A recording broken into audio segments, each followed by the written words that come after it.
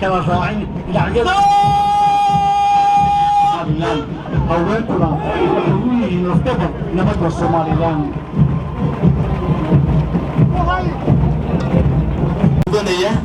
oo 3 bilood ilaa 6 bilood inta u dhaxaysa tababarkooda soconayo shaqo qaran ciidan aan la soo raafin ciidan aan la soo qasbin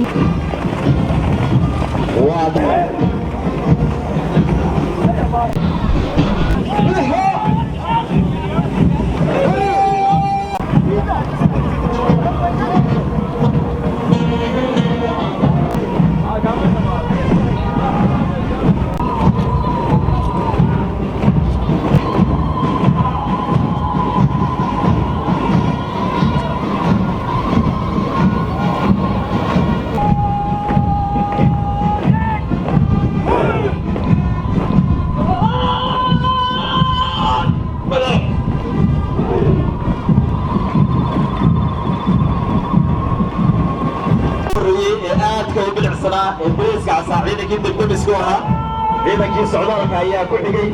عيدا كي أسلوبتا جمهورية الصومال لأن هيا عدى مريي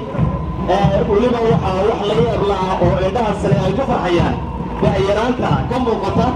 عيدا كمان كمريا وعد سنة هاي الشباب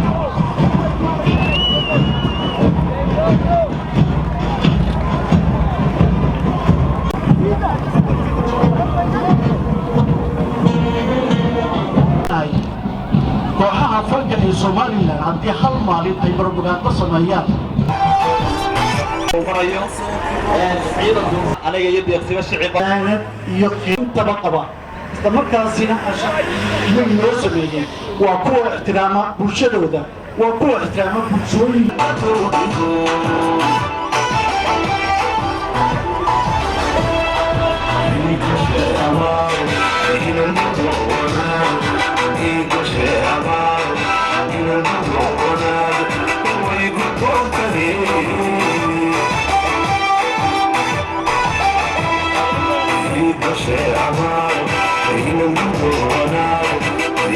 Share